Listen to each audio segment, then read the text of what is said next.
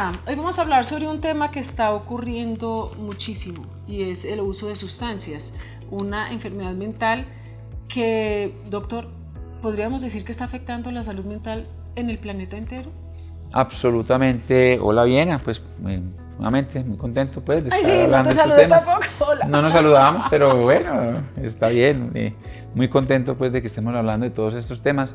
Las sustancias, pues cuando hablamos de sustancias estamos hablando de como alcohol, marihuana, cocaína, heroína, todas esas cosas.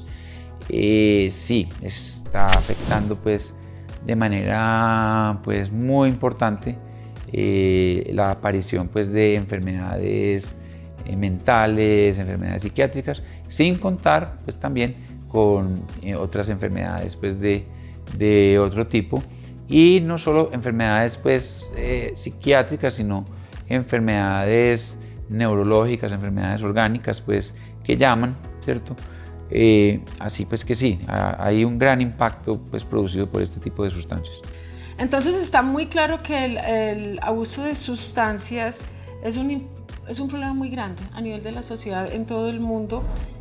Eso por un lado sería mi primera pregunta. Y lo otro es, ¿cuáles son las principales características de ese desorden de abuso de sustancias para uno identificarlo? Bueno, primero que todo, de pronto no te contesté bien la primera pregunta, entonces voy a hacer un poquito más claro. ¿Cuál es el efecto de las sustancias, pues en general, sobre la enfermedad mental? Entonces, las sustancias, voy a hablarte de alcohol, voy a hablarte de marihuana, voy a hablarte de cocaína, heroína, otras sustancias, pueden producir varias cosas en la salud mental. Primero, pueden hacer que la enfermedad mental se ponga pues peor, ¿cierto? Si yo tengo, digamos, una depresión y yo empiezo a tomar alcohol y me empiezo a exceder con el alcohol, ¿qué puede pasar? Mi depresión puede empeorar. ¿Qué puede pasar con el alcohol cuando yo tengo una depresión? Se puede aumentar de manera muy grande el riesgo de que yo me suicide. ¿Qué más puede pasar? Si yo estoy haciendo un tratamiento con antidepresivos, el tratamiento puede perder eficacia. ¿Qué puede pasar también? Si tomo cierto tipo de antidepresivos, puede hacer interacciones negativas con algunos medicamentos. ¿Qué más puede pasar? Si yo estoy tomando alcohol y estoy tomando algunos medicamentos, como las llamadas benzodiazepinas, que son medicamentos que son utilizados para la ansiedad, me puede dar una depresión respiratoria, o sea, se me puede olvidar respirar. ¿Qué más me puede pasar con el alcohol? Pues ya mencioné pues, lo del riesgo pues, suicida. Entonces estamos hablando que el alcohol puede interferir con una serie pues, de procesos pues, que en ningún caso son positivos. Obviamente, si yo estoy tomando algunos medicamentos que de pronto afecten un poquitico mi coordinación y manejo carro y estoy tomando alcohol, me puedo accidentar, me puedo matar. Si voy con más gente, puedo matar a la gente que está pues, al lado mío. Entonces pues son pues, un montón de cosas pues, que hasta el momento creo que no he mencionado ninguna pues así como muy positiva. ¿Qué pasa si yo no tengo depresión y yo tengo una herencia de una genética para una enfermedad de tipo, por ejemplo, bipolar, y consumo cocaína o consumo marihuana? Yo puedo hacer que por unos cambios que se llaman epigenéticos, es que es algo difícil de explicar, pero pues básicamente es que yo puedo hacer que una enfermedad que estaba dormida se despierte, y puedo hacer que eso me haga que esta enfermedad que no estaba digamos viva, pues se avive. Entonces yo puedo hacer que se despierte una enfermedad psiquiátrica, que ya va a ser una enfermedad psiquiátrica posiblemente para toda la vida. Entonces, pues no es algo pues positivo. ¿Qué más me puede producir consumir sustancias para mi salud mental? Si yo tomo alcohol, si yo consumo marihuana, si yo consumo cocaína, si yo consumo heroína de manera pues continua, ¿cierto? Yo puedo generar un patrón de abuso, ¿cierto? El abuso empieza por abuso, ¿cierto? Y si yo sigo consumiendo y consumiendo, puedo llegar a un patrón de dependencia. Hay una cosa muy importante que ocurre en el cerebro cuando yo hago un patrón de dependencia. Se genera un cambio, una remodelación a nivel del cerebro y pasa pues, de un patrón de impulsividad a compulsividad. Se pasa de un patrón de la manera como el cerebro está funcionando a otra en que ya el cerebro se remodeló y yo ya tengo pues una manera diferente de... Mi cerebro ya deja de funcionar de la manera que funcionaba antes. O sea que yo ya quedo pues enganchado en ese patrón. No estoy diciendo que eso no tiene pues tratamiento, que no tiene solución, pero el tratamiento se vuelve mucho más difícil, ¿cierto? Entonces, pues hasta ahora creo que no he dicho nada que sea pues como agradable. ¿Qué pasa si yo tomo alcohol por tiempo prolongado, por muchos años? A mí me puede dar una demencia alcohólica.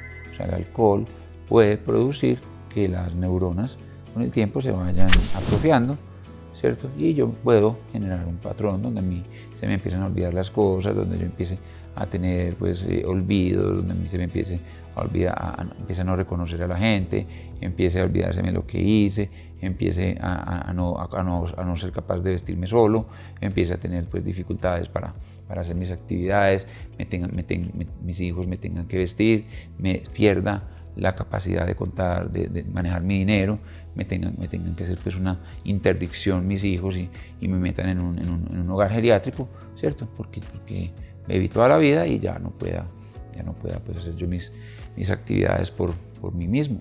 O sea, no es muy agradable que después me tengan que poner el pañal porque ya pierde el control de mis esfínteres. No es agradable. ¿Qué más me puede pasar? Que la parte de atrás de mi cerebro, que se llama el cerebelo, se me atrofie. Entonces que yo pierda el equilibrio. Entonces yo estoy almorzando y yo voy por la cuchara y se me va la mano hasta allá. Yo estoy caminando y empiezo a tener la mancha del borracho, pero ya no de manera, pues, cuando esté borracho, sino que ya sea un patrón continuo y esto ya se vuelve pues un problema irreversible. ¿Qué más me puede pasar? Si yo ya estoy tomando de manera continua y puedo hacer y paro de tomar de manera pues así inmediata, puedo hacer lo que se llama un síndrome de abstinencia, que depende de la severidad, puede ir de leve, pues que simplemente me dé temblor, sudoración, palpitaciones, insomnio, ansiedad, pero a medida que pasa el tiempo y cada vez se vaya haciendo más intenso, ya se vuelve temblor, sudoración, ansiedad y ya después empieza a hacer convulsiones, ¿sí? Asociadas a esto. En esas convulsiones yo me puedo golpear la cabeza, o sea que puede ser un trauma craneoencefálico, donde puedo pues perder el conocimiento, me puedo fracturar el cráneo con sus debidas consecuencias, o puedo hacer ya pues un cuadro donde no tenga o no convulsiones, pero empieza a tener desorientación, no sepa dónde estoy, empieza a ver muñequitos que están caminando por aquí, se llaman alucinaciones filiputenses, me empieza a desorientar, me empiece a agitar, me empiece a gritar, empiece a estar totalmente desorientado, con periodos de fluctuación en el estado de conciencia, ¿cierto? Lo que ya llamamos un delirium tremens. Estos cuadros pues ya cada vez pues son síndromes de abstinencia que cada vez se van haciendo más severos, ¿cierto? Cuando ya yo llego al punto de delirium tremens, yo empiezo a hacer cuadros donde mis electrolitos se desestabilizan, el riesgo de convulsiones se hace mayor, y ya empieza pues a haber un riesgo de mortalidad importante. Se habla de hasta un 30% de mortalidad sin un tratamiento. No hablemos de las complicaciones médicas, no hablemos de la miocarditis, no hablemos de la cirrosis, no hablemos de la pancreatitis, no hablemos de la obesidad, no hablemos de todo lo demás pues, que produce, que todas esas cosas también afectan pues, el cerebro. Bueno, entonces, si hablamos de la marihuana, que todo el mundo dice pues, que eso es una hierbita pues, inocua, que no hace nada. Hay pues, estudios, por ejemplo, en pacientes con estrés postraumático, que han demostrado que los pacientes que inhalan marihuana se vuelven más ansiosos, se vuelven más agresivos con el consumo pues, y más psicóticos con el consumo de marihuana. Hay estudios que demuestran que los pacientes con la marihuana inhalada por tiempo prolongado disminuyen su cociente intelectual. Hay estudios que demuestran que disminuyen el cociente intelectual y otros que hacen algo que es llamado el síndrome amotivacional. Hay estudios pues, que demuestran pues, que la marihuana inhalada produce dependencia, o sea, cada vez necesita uno más para poder salir adelante. Hay estudios que demuestran que produce psicosis. Yo hice mi tesis de graduación en el 2000 con 500 pacientes y la principal causa de psicosis en adolescentes entre 15 y 20 años fue el consumo de marihuana inhalada. Psicosis increíblemente pues, fuerte, ¿cierto? Fue más común la psicosis que el trastorno afectivo bipolar como causa de primer episodio de psicosis. Tuve un paciente que estaba completamente sano, que consumió marihuana y mató pues, a un señor que porque el señor lo estaba insultando, el señor ni siquiera le habló. Entonces, baja cociente intelectual, produce síndrome motivacional, produce agresividad, aumenta la ansiedad, produce dependencia. No hay ningún estudio que yo conozca que demuestre que produzca algún impacto positivo. Estoy hablando de la marihuana inhalada. No he dicho nada del cannabis medicinal, que eso es otro cuento diferente, que me parece tener algunas propiedades prometedoras, pero estoy hablando de la marihuana inhalada, que es la que mucha gente pues defiende, dice que eso es una florecita, que es de la naturaleza y que no sé qué. Así, bueno, sí tiene evidencia de que puede producir cosas. Si hablamos pues de la nicotina, pues ni hablemos, ¿cierto? Pues yo no sé en el cerebro qué tanto impacto negativo tenga, pero sí produce pues una adicción profunda y es la principal causa del cáncer más letal que hay en el ser humano, que es el cáncer de pulmón, pero es también la causa de muchos otros cánceres. La heroína, sabemos que hay no sé si será la palabra pandemia, pero es una causa pues, de una ola de adicción a heroína, pues, y de por lo menos en lo que conozco en los Estados Unidos. La cocaína es una causa pues, de adicción pues, terrible, es una causa pues, de síntomas depresivos muy severa, es una sustancia tremendamente adictiva, tremendamente difícil de dejar. No hay pues un antídoto pues realmente que funcione muy bien. No voy a hablar de más medicamentos. Yo he visto muchos pacientes que empezaron con cocaína y que están con diagnóstico de trastorno bipolar de muy difícil manejo. Entonces, si a mí me preguntan, ¿hay pues problemas cuando hay, es que si las sustancias están asociadas a producir enfermedad psiquiátrica? Definitivamente sí. Ahora, las enfermedades psiquiátricas están asociadas al consumo de sustancias también, absolutamente. Es muy frecuente en pacientes, sobre todo, que tienen enfermedades donde hay pérdida del control de impulsos, que haya consumo de sustancias. Lo vemos sobre todo en pacientes con trastorno afectivo bipolar. Recordar, pues, cuando hablamos de trastorno bipolar, que uno de los criterios es que hay pérdida del control de impulsos y hay conductas que generan después consecuencias dolorosas.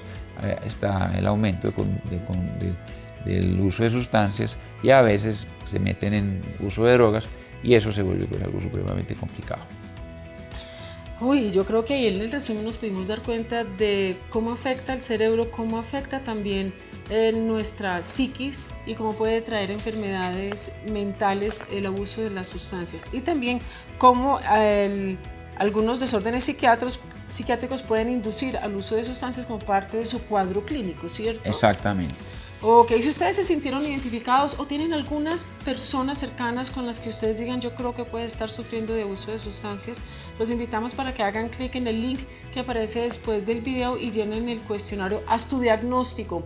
Si cumplen con todos los puntos del cuestionario, los invitamos para que vean el siguiente video.